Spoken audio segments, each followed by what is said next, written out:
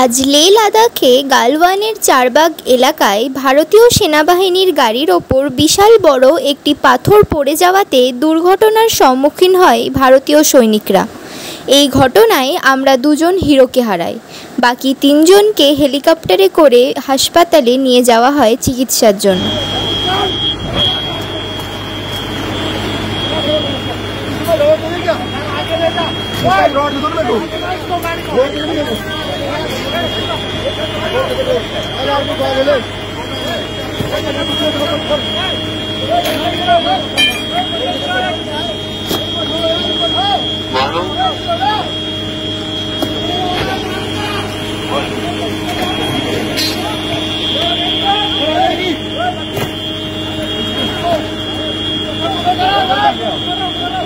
driver उसी अंदर ही फंसा है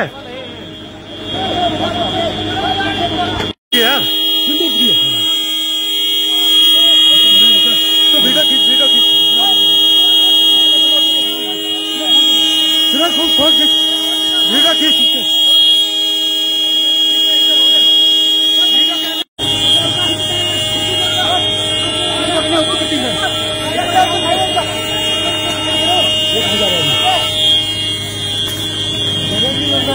आगे भी जगह